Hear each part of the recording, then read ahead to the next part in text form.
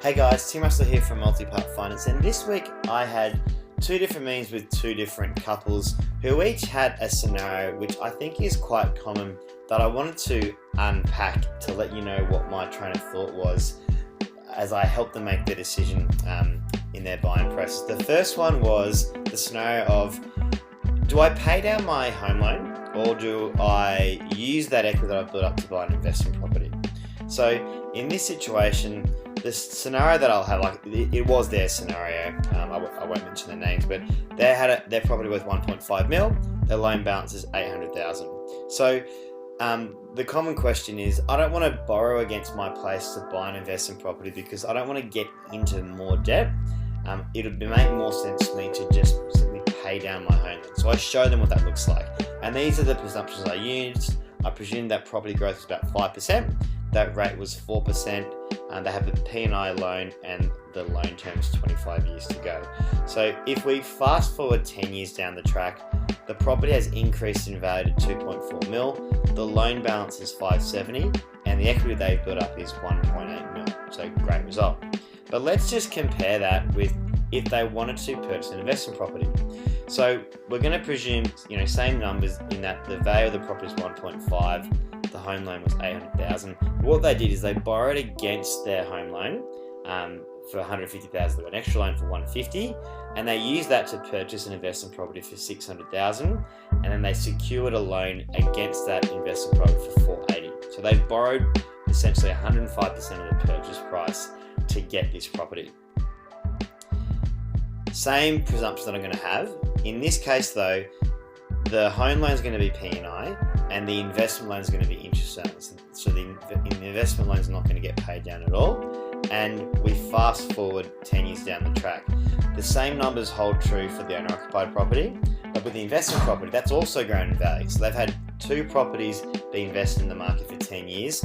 The property is now worth 977. The loan balance is the same, it's 630, but they've built up an extra $347,000 worth of equity. So the numbers are pretty clear in that scenario that it would make more sense for this couple to, instead of just simply paying down the loan, use that equity, buy another investment property and have both properties invest in the market, as they'll be able to grow quicker. The next scenario was a rent vesting situation. Now in this one, the clients were 38 and 34, they had a 4-year-old child, and they had about 150 saved. Now they're based in Crow's Nest along the Lower North Shore.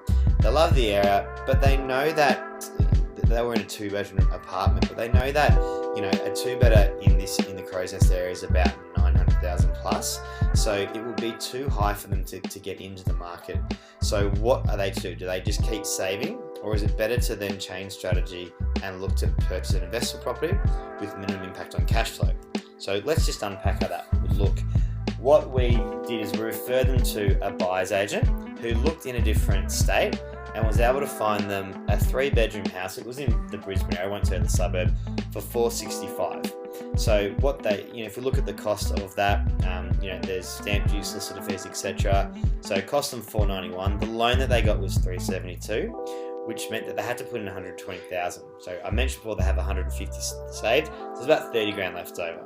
So that's what they ended up doing. The lender that we went with NAB, it was a variable loan, it was interest only, and the loan amount was 372. With these guys, cash flow was really important. They wanted to make sure they could maintain their lifestyle.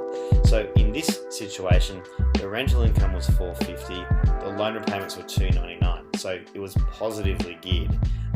And it was positively geared mainly because of the loan amount, and they were able to use interest-only loans, which now that APRA has removed all their restrictions, the difference between P&I and interest-only is much, much lower. So there you go. That was the solution that we had for our rent vesting couple, and also for our couple who wanted to look at whether they access equity or simply pay down the home loan. So hope that makes sense. If you have any questions that you wanted to run by me, it could be your own specific scenario, our contact details are below, and I thank you very much for your time.